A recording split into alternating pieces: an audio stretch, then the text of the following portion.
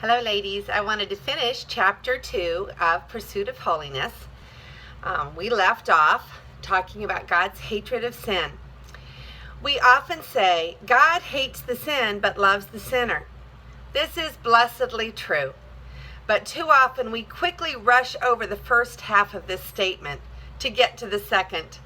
We cannot escape the fact that God hates our sins. We may trifle with our sins or excuse them, but God hates them. Therefore, every time we sin, we are doing something God hates. He hates our lustful thoughts, our pride and jealousy, our outburst of temper, and our rationalization that the end justifies the means. We need to be gripped by the fact that God hates these things. We become so accustomed to our sins, we sometimes lapse into a state of peaceful coexistence with them, but God never ceases to hate them. We need to cultivate in our own hearts the same hatred of sin that God has. Hatred of sin, not just as something disquieting or defeating to ourselves, but as displeasing to God, lies at the root of all true holiness. We must cultivate the attitude of Joseph, who said when he was tempted, "How then could I do this great evil and sin against God?" Genesis 39:9. God hates sin wherever he finds it, in saint and sinner alike. He does not hate sin in one person and overlook it in another. He judges each man's works impartially, 1 Peter 1:17.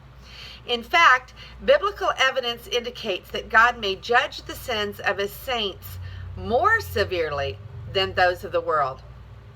David was a man after God's own heart. Acts 13:22.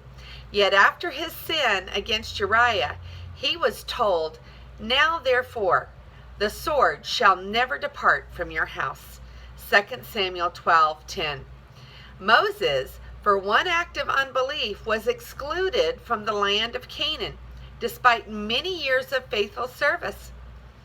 Jonah, for his disobedience, was cast into a horrible prison in the stomach of a giant fish for 3 days and nights, that he might learn not to run from the command of God. In the deceitfulness of our hearts, we sometimes play with temptation by entertaining the thought that we can always confess and later ask forgiveness. Such thinking is exceedingly dangerous. God's judgment is without partiality. He never overlooks our sin. He never decides not to bother, since the sin is only a small one. No, God hates sin intensively whenever and wherever he finds it.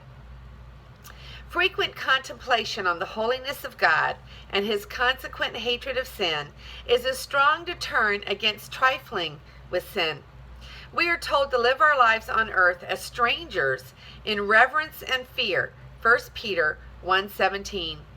Granted, the love of God to us through Jesus Christ should be our primary motivation to holiness. But a motivation prompted by God's hatred of sin and his consequent judgment on it is no less biblical. The holiness of God is an exceedingly high standard, a perfect standard. But it is nevertheless one that he holds us to. He cannot do less. While it is true that he accepts us solely through the merit of Christ, God's standard for our character, our attitudes, affections, and actions is, "Be holy, because I am holy." We must take this seriously if we are to grow in holiness. So next time we will talk about chapter 3, Holiness is not an option. I hope you've enjoyed this and benefited from it as much as I have. This is Carla, and I will see you later. Thanks for joining me for Pursuit of Holiness by Jerry Bridges. God bless.